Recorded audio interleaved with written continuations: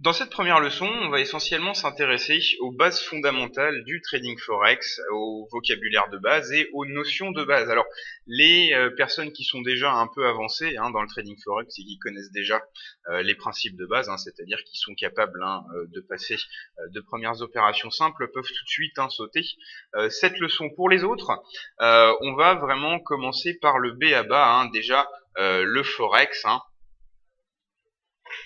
c'est une abréviation de deux mots. Foreign exchange, marché étranger en anglais, c'est en d'autres termes la bourse des devises. La principale particularité de la bourse des devises, c'est qu'elle est ouverte 24 heures sur 24, 5 jours sur 7, du dimanche soir à 23 heures au vendredi à 23 heures également. Voilà, ça c'est la principale particularité du forex. On peut trader 24 heures sur 24.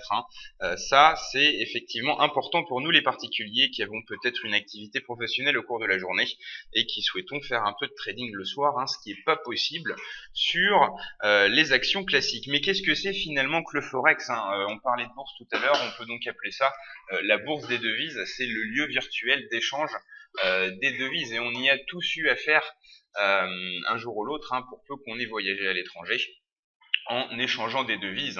On remarque que le taux de change des devises n'est pas tout le temps le même, qu'il varie, et c'est donc ces variations qu'on va mettre à profit pour faire du trading sur le forex. Donc le but du trading forex, le B à bas, c'est bien sûr de profiter des hausses et des baisses des taux de change de différentes paires de devises. Justement, la notion de paire, c'est la première notion peut-être à maîtriser dans le cadre du trading forex, les paires. Voilà. Quand on achète une action d'une entreprise et on a à se préoccuper que de cette entreprise. Par contre, quand on achète par exemple de l'euro-dollar, on s'intéresse à deux choses. On s'intéresse à l'euro et on s'intéresse également au dollar. C'est important de le comprendre parce que ça va avoir des conséquences, notamment le fait que si on achète de l'euro-dollar, on va avoir deux raisons. On va avoir un avis haussier sur l'euro pour acheter de l'euro-dollar, mais également un avis baissier sur le dollar. Pourquoi? Parce que si actuellement euro-USD égale 1,35, ça veut dire que pour 1 euro, j'ai 1,35 $. Si je parie que euro-USD va monter, par exemple à 1,36, ça veut dire que j'aurai davantage de dollars, 1,36 $ pour 1 euro, et ça voudra dire que le dollar aura baissé. Le premier principe à retenir, c'est ça. C'est que quand on agit sur une paire de devises, on agit sur les deux devises. Donc il faut bien être conscient que c'est du coup de l'analyse comparative. On compare l'euro avec le dollar et on voit lequel a le plus de facteurs positifs schématiquement. Schématiquement, c'est ça. Mais ce qu'il faut surtout comprendre, c'est que ça veut dire que vous pouvez avoir deux raisons pour acheter de l'euro-dollar, donc l'achat d'euro-dollar.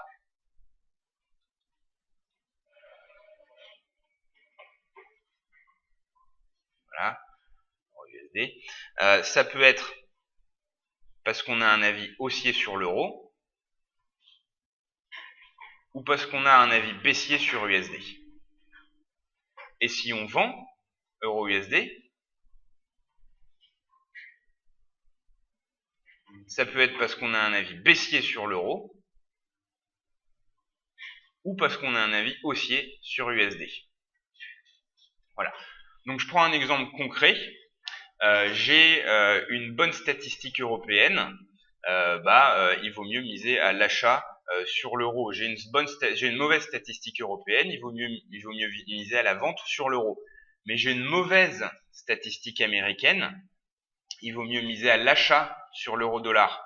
Et si j'ai une bonne statistique américaine, il vaut mieux viser à la vente sur l'euro-dollar. Voilà le genre de petite réflexion qui fait que c'est effectivement très important de comprendre que les devises sont cotées par paire.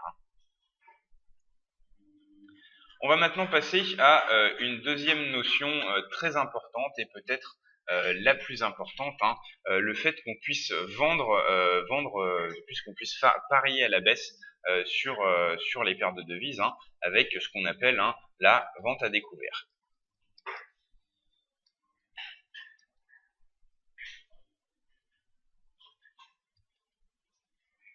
Voilà.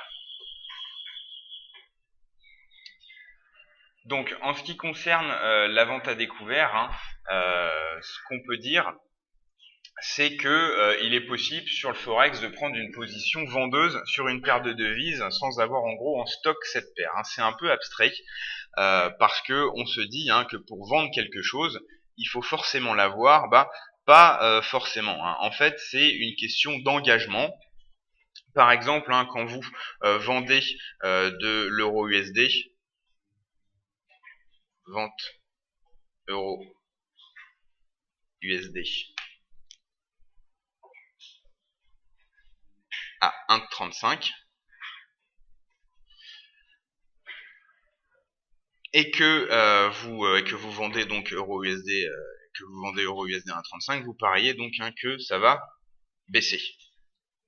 En fait, vous pariez que ça va baisser au moment où c'est à 1,35, hein. C'est comme si en fait vous disiez voilà, je m'engage plus tard à fournir de l'euro-dollar à 1,35. Je m'engage à le fournir à 1,35. Donc vous le vendez. C'est comme si vous vous engagiez à le vendre. Vous attendez que ça baisse. Donc ça baisse. Ensuite, euro USD est à 1,30 par exemple. Donc vous avez encaissé la différence parce que vous vous êtes engagé à vendre à 1,35 quelque chose que vous allez vous fournir plus tard à 1,30. Alors bien sûr, hein, si ça va dans le mauvais sens, hein, si ça monte, vous allez racheter plus cher que ce que vous avez vendu et vous allez perdre de l'argent. Mais pour pouvoir comprendre ce principe de vendre quelque chose qu'on n'a pas, il faut réfléchir en termes d'engagement.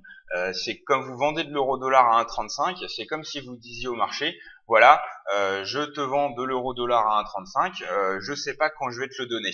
Et vous attendez que ça bouge, et vous l'achetez moins cher, et vous le donnez, c'est-à-dire vous fermez la position, hein. Il faut réfléchir vraiment comme ça, en termes d'engagement, hein, pour bien comprendre, hein, ce système de vente à découvert. Mais vous pouvez aussi ne pas vous embêter complètement. Ça, c'est pour les personnes qui veulent comprendre. Mais globalement, pour ceux qui ont trouvé ces explications floues et compliquées, retenez qu'une seule chose. Vous avez un avis haussier, vous achetez. Vous avez un avis baissier, vous vendez.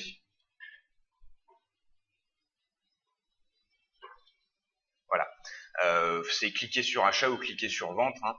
C'est exactement la même chose. Il ne faut pas commencer à réfléchir à comment je vais faire pour vendre quelque chose que j'ai pas, il faut que je l'achète avant, etc. Non, c'est pas ça du tout.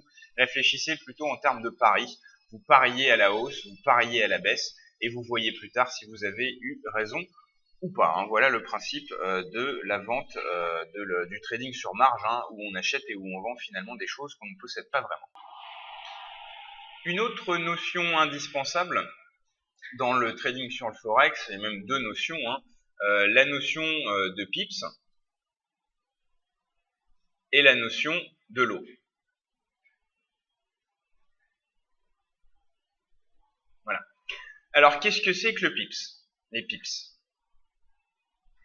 c'est l'unité de variation, des devises, hein. Je prends un exemple simple. C'est en général la 4e décimale. C'est la dernière décimale en fait, hein. Bon, maintenant certains brokers cotent avec des demi-décimales, etc. Mais retenez que c'est la dernière décimale. Donc par exemple, quand l'euro-dollar passe de 1,3500 à 1,3505, on dit qu'il a gagné 5 pips. Voilà, il a progressé de 5 pips. C'est le dernier chiffre, le 4e chiffre après la virgule sur l'euro-dollar. Et puis sur les devises cotées avec seulement 2 chiffres derrière la virgule, comme le dollar yen, c'est le deuxième chiffre. Hein. Bien sûr, c'est toujours le dernier chiffre dans les décimales. Ça nous aide à compter les variations des paires de devises plus facilement, parce que finalement, contrairement à ce qu'on croit, hein, le forex c'est pas un marché très volatile en termes de pourcentage. Si on prend par exemple, un exemple un calcul que j'ai sous les yeux, si on prend le fait que l'euro-dollar soit passé de 1,2545 par exemple à 1,2565, la variation c'est plus 0,16%. Donc c'est pas très représentatif. Et donc c'est beaucoup plus parlant de se dire qu'on a gagné plus 20 pips en passant de 45 à 65. Voilà pour la notion de pips. Hein. C'est simplement la manière de désigner de combien ont bougé les devises. Et il y a un autre avantage avec ceci. Hein. C'est quand on y intègre donc du coup les lots. On sait que un pip c'est pour calculer, c'est une variation d'une quatrième décimale, et on a aussi des lots. Hein. Ce qu'il faut savoir, c'est qu'on peut pas acheter 1 euro ou 2 euros sur le forex chez votre broker. Hein. Ça se compte en unités généralement, hein, et c'est des lots. Donc voilà, des lots de 1000 unités.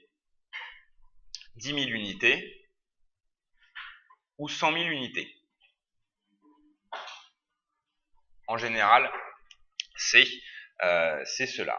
Et on peut donc, et on a des tableaux pour savoir la valeur de 1 pip pour chaque lot. Hein.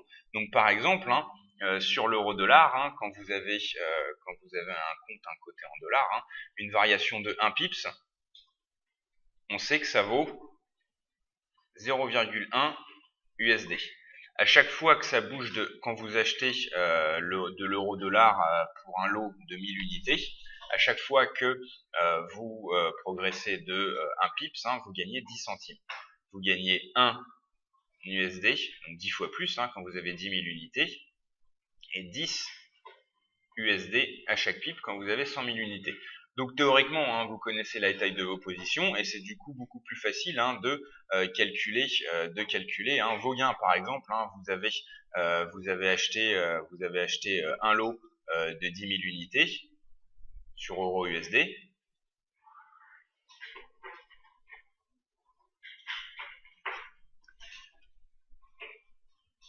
Et ça progresse de plus 10 pips. Voilà, vous avez gagné 1 dollar fois 10 pips, vous avez gagné plus 10 USD. C'est beaucoup plus facile que de réfléchir en termes de pourcentage pour faire des prévisions de gains, etc. Donc c'est ça l'intérêt des pips et des lots. C'est comme ça effectivement que ça fonctionne. Maintenant, on va voir autre chose de très important pour comprendre l'intérêt du forex, c'est la notion d'effet de levier.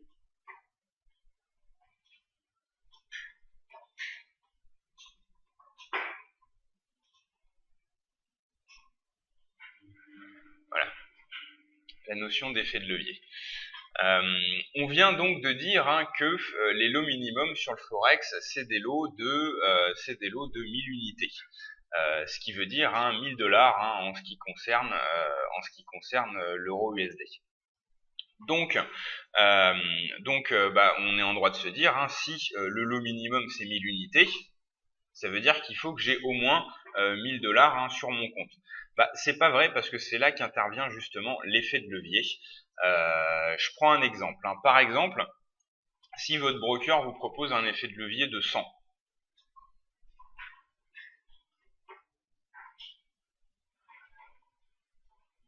voilà. Si un broker vous propose un effet de levier de 100, ça veut dire que si vous avez, par exemple, je sais pas, 100 dollars sur votre compte, Vous allez pouvoir le multiplier par l'effet de levier. Voilà. Et ça va vous donner 10 000. Voilà. Votre capital par l'effet de levier égale votre capacité d'investissement. Ce qui veut dire que avec vos 100 $, vous pouvez en fait acheter 10 lots de 1000 unités. C'est ça l'effet de levier, c'est que ça va vous permettre d'acheter beaucoup plus que pour ce que vous avez en compte, hein. Et donc de gagner beaucoup plus que ce que vous pourriez en n'utilisant pas d'effet de levier. Je vais faire des petits exemples de calcul pour que ça soit plus clair, hein. Par exemple, on a un compte avec 1000 $ dessus.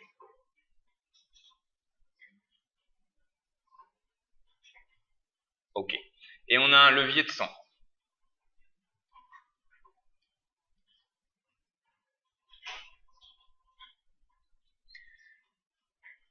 On peut donc investir sur 100 000 $. On peut acheter 100 000 unités. Pourquoi? Les 1000 $ de capital fois l'effet de levier de 100. Ça, c'est un premier exemple, hein. Une première manière de voir les choses au niveau de la capacité d'investissement, hein. Ça veut dire au final, si vous avez 1000 $ sur votre compte et un effet de levier de 100, c'est comme si vous aviez une capacité d'investissement de 100 000 $.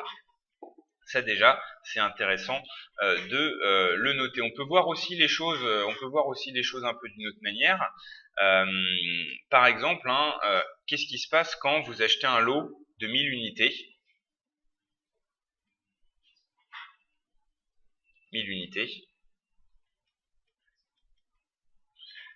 Avec un effet de levier de 100.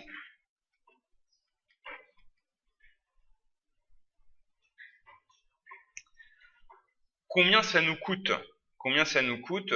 Combien ça mobilise de capital? Ça mobilise 1000, les unités qu'on a achetées, divisé par 100, égale 10 USD. Ça veut dire que pour acheter votre lot de 1000 unités, vous avez besoin que de 10 $ sur votre compte. Voilà. Et ces 10 $ dont vous avez besoin pour acheter vos 1000 unités, c'est ce qu'on appelle la marge.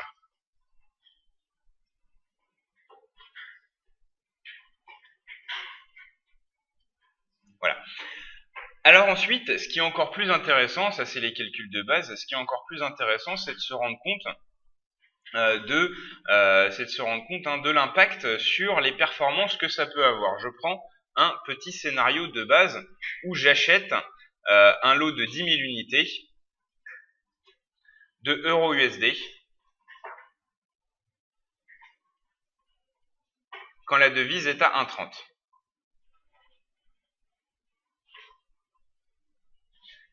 J'ai un effet de levier de 100.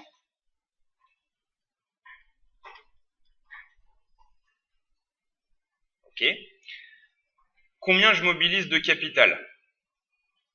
Je mobilise 10 000 unités divisé par mon levier égale 100 $. Ça me coûte 100 $ de marge pour acheter ce lot de 10 000 unités. Ça veut dire aussi que vous devez avoir au minimum 100 $ sur votre compte pour prendre cette position. Ensuite, imaginons que €USD, pardon pour les ratures, progresse à 1,31.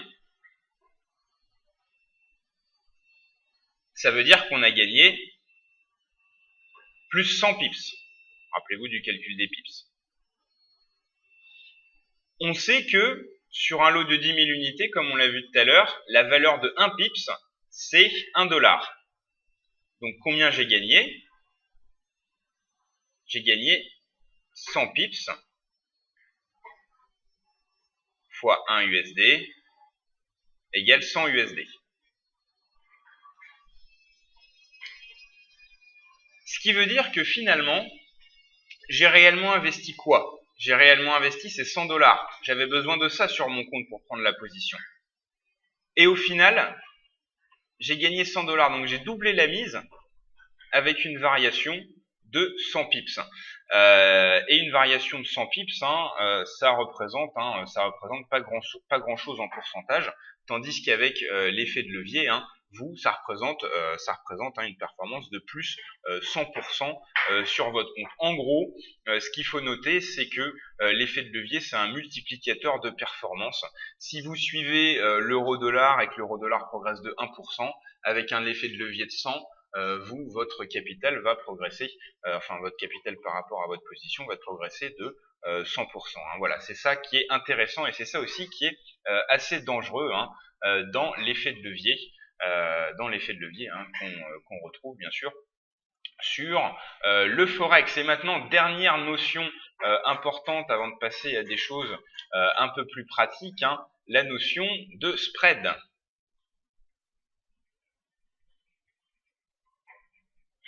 Le spread, qu'est-ce que c'est? C'est la différence entre le prix d'achat et le prix de vente. Vous avez certainement vu sur vos plateformes de trading que vous avez des cotations, par exemple euro USD, vous pouvez l'acheter à, mettons à 35, et le vendre à 34,97 par exemple. Il y a toujours deux cours et il y a toujours un écart. Là, on voit qu'il y a un écart de 3 pips entre 1,3497 et 1,34. Cet écart, c'est le spread. C'est ça qu'on appelle le spread. Ça veut dire quoi? Ça veut dire que si j'achète de l'euro-dollar et que je le revends immédiatement, je vais perdre 3 pips. J'achète à 1,35, mais le cours au moment où j'ai acheté, le cours de vente au moment où j'ai acheté, c'est 1,3497. Donc j'achète à 1,35 et je revends tout de suite à 1,3497. Je perds 3 pips si je fais ça immédiatement. Ça veut dire quoi? Ça veut dire qu'il faut que j'attende que ça gagne plus 3 pips pour pouvoir vendre à mon cours d'entrée. Donc si ça prend plus 3 pips sur la fourchette, on aura une fourchette d'achat à 1,3503 et une vente à 1,3500. On a rajouté 3 pips ici et on a rajouté 3 pips ici. Voilà.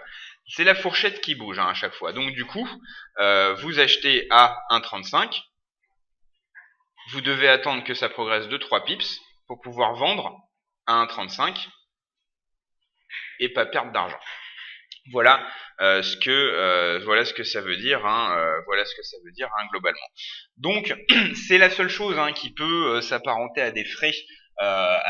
Sur le forex. Il n'y a pas de commission, il n'y a pas de droit de garde, il n'y a pas de frais de courtage, etc. Il y a juste le spread qui peut être plus ou moins élevé en fonction du broker et en fonction de la paire de devises. Généralement, plus la paire de devises est connue et tradée, plus le spread est petit.